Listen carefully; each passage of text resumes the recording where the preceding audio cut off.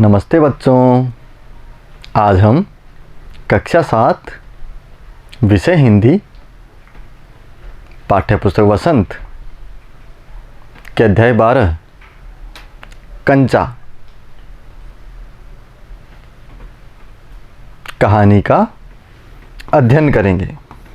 बच्चों, मेरा नाम ब्रिज सुंदर शर्मा और मेरे साथ हैं अरुणा अरोड़ा।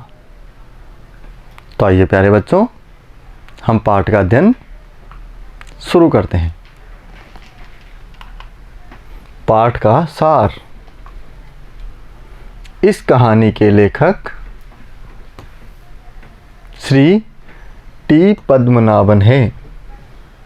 इसमें लेखक ने बाल जीवन का सुंदर चित्रण किया है।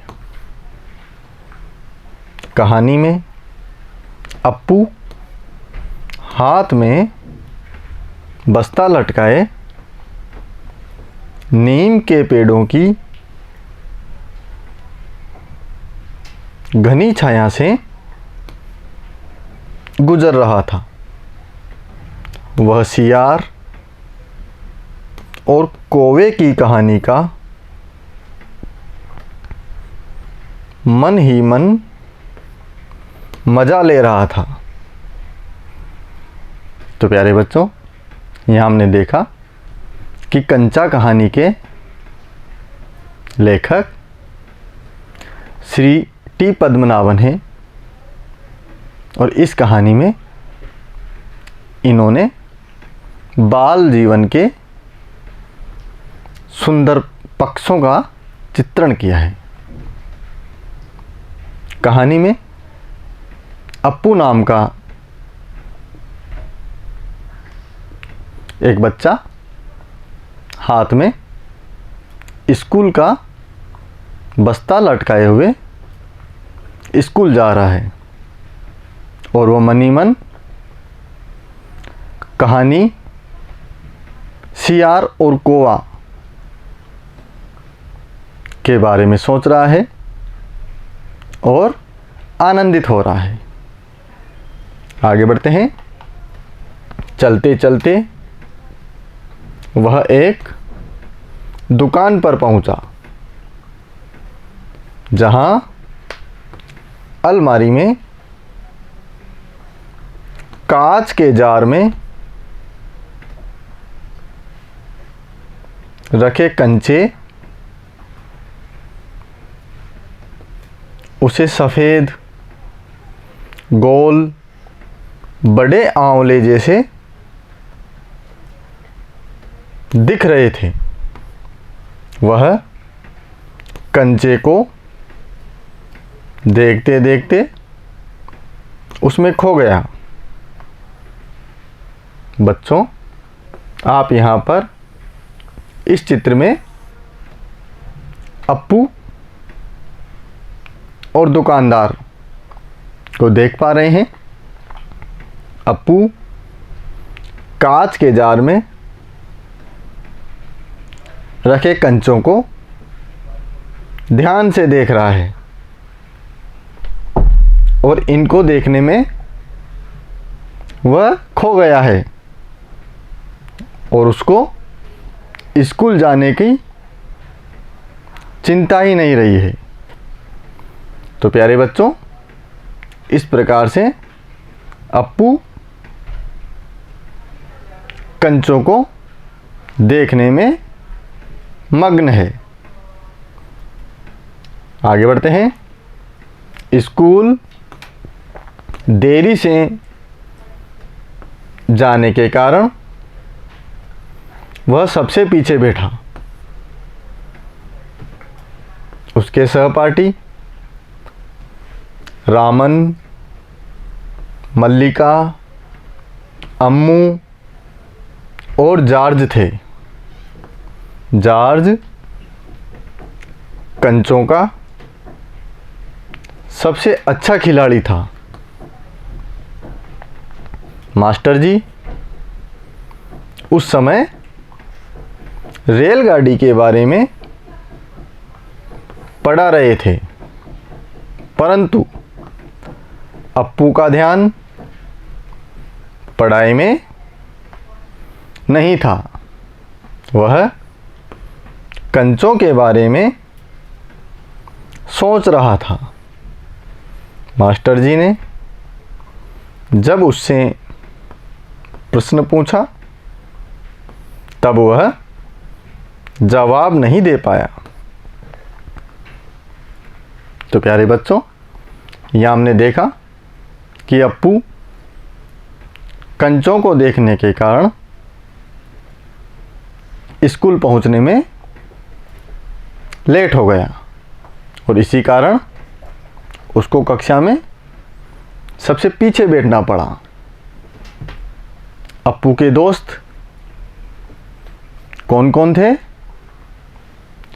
रामन, मल्लिका, अम्मू और जॉर्ज।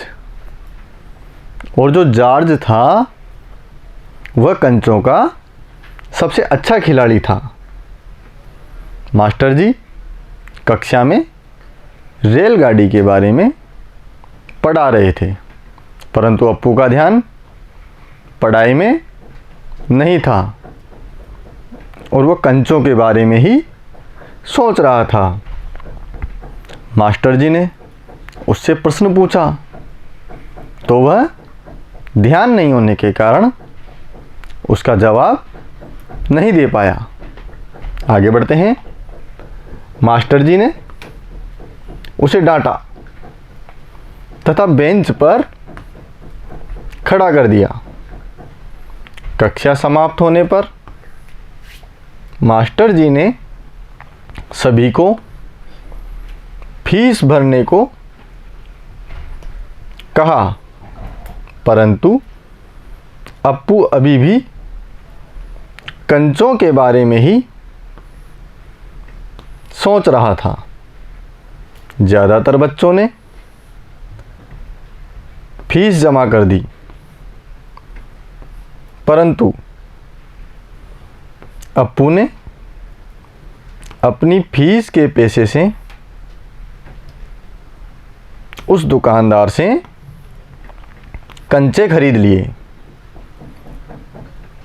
तो प्यारे बच्चों, यहाँ हमने देखा कि जब मास्टर जी ने अप्पू से प्रश्न पूछा और अप्पू उस प्रश्न का उत्तर नहीं दे पाया तो मास्टर जी ने उसको बेंच पर खड़ा कर दिया और उसको डांटा भी।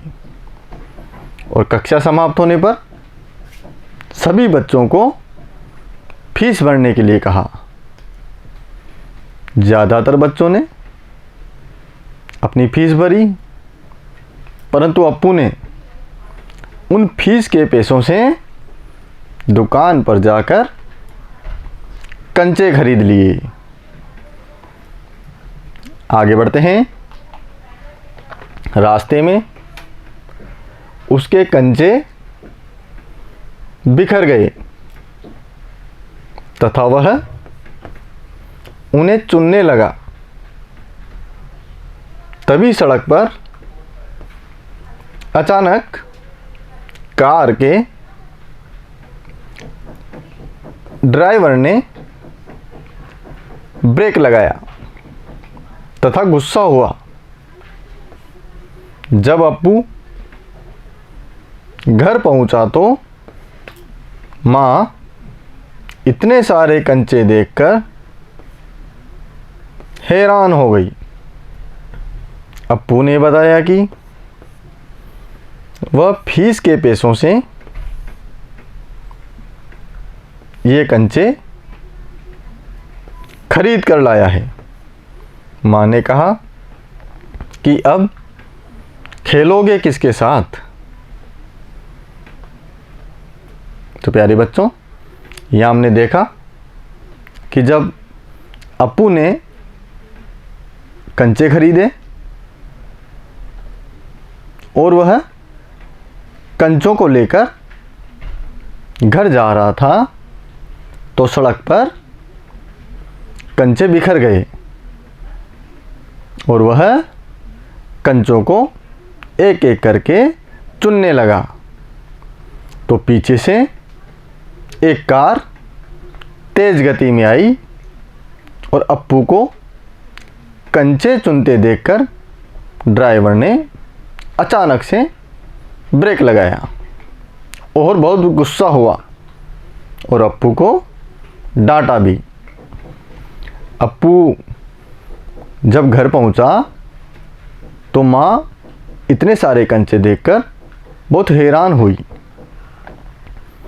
अप्पू ने कहा, मैं फीस के पैसों से ये कंचे खरीद कर लाया हूँ। माँ ने कहा, अब तुम खेलोगे किसके साथ? आगे बढ़ते हैं। यह कहकर माँ रोने लगी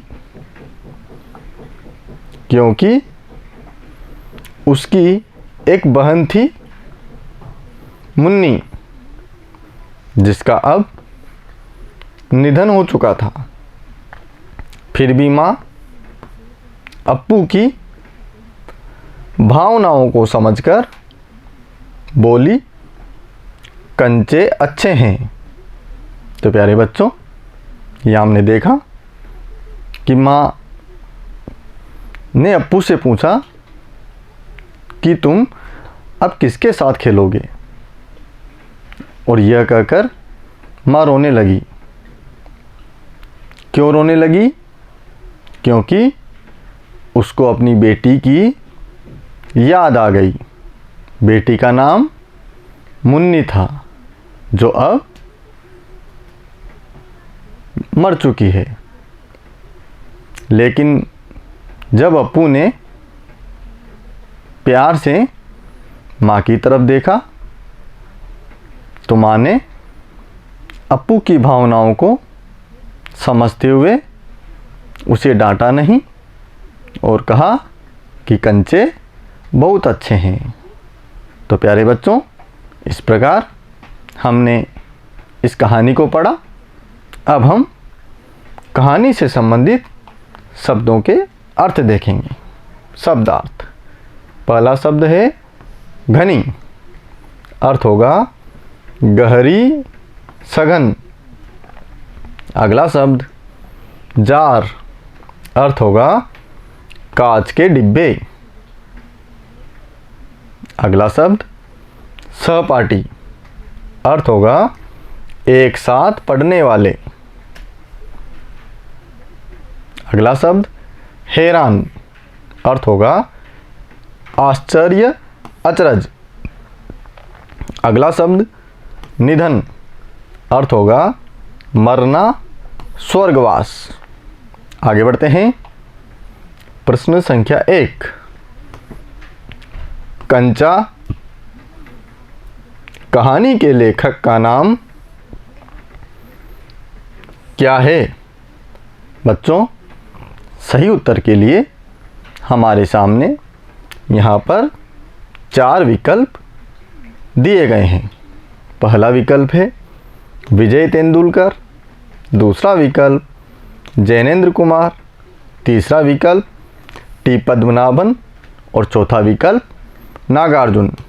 हमारा सही उत्तर होगा विकल्प संख्या 3 टी पद्मनाभन। आगे का प्रश्न देखते हैं। प्रश्न संख्या 2। कंचों का सबसे अच्छा खिलाड़ी कौन था?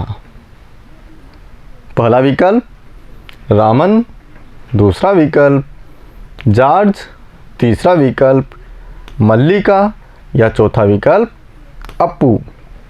हमारा सही उत्तर होगा विकल्प संख्या 2 जॉर्ज। आगे का प्रश्न देखते हैं। प्रश्न संख्या 3। रिक्त स्थान भरो। पहला प्रश्न, अप्पू की बहन का नाम रिक्त स्थान था।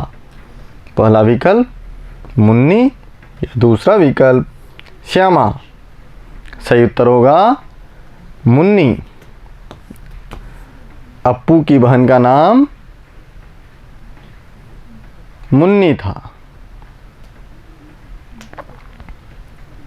अगला प्रश्न देखते हैं।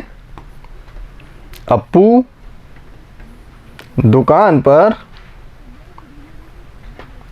कांच के जार में रखे रिक्त स्थान देख रहा था। पहला विकल्प बिस्किट या दूसरा विकल्प कंचे। सही उत्तर होगा कंचे। अप्पू दुकान पर कांच के जार में रखे कंचे देख रहा था। आगे बढ़ते हैं। प्रश्न 3। मास्टर जी कक्षा में रिक्त स्थान के बारे में पढ़ा रहे थे। पहला विकल्प रेलगाड़ी या दूसरा विकल्प हवाई जहाज। सही उत्तर होगा रेलगाड़ी। मास्टर जी कक्षा में रेलगाड़ी के बारे में पढ़ा रहे थे। आगे का प्रश्न।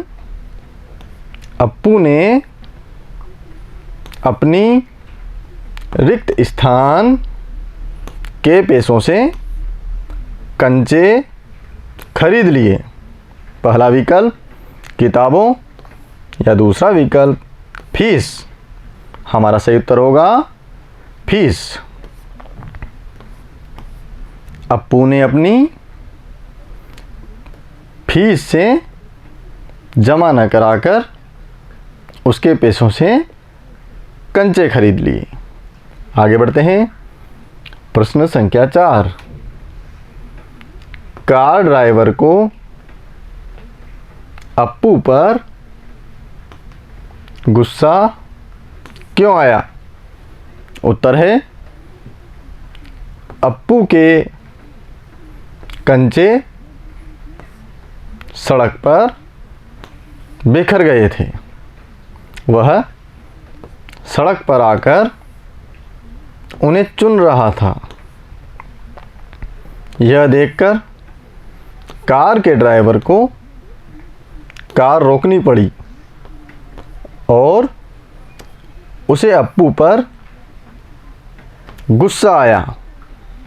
तो प्यारे बच्चों, हमें भी यह ध्यान रखना चाहिए कि कभी भी सड़क पर नहीं खेलना चाहिए या फिर सड़क पर नहीं बैठना चाहिए, क्योंकि इससे दुर्घटना हो सकती है और हमें भी चोट लग सकती है और हमारे कारण कोई दूसरा भी घायल हो सकता है। आगे बढ़ते हैं। प्रश्न संख्या 5। अप्पू के स्कूल पहुंचने में देर क्यों हुई? उत्तर है दुकान पर अलमारी में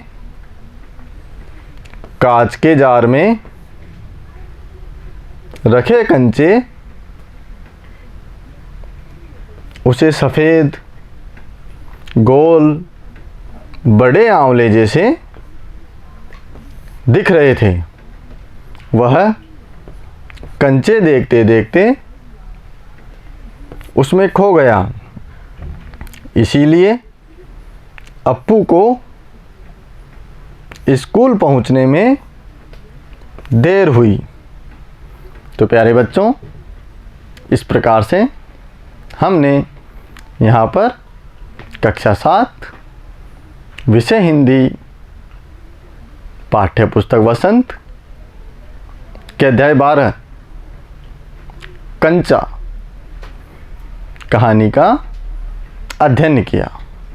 पाठ का सार, पाठ से संबंधित कठिन शब्दार्थ, प्रश्नोत्तर यहाँ जाने।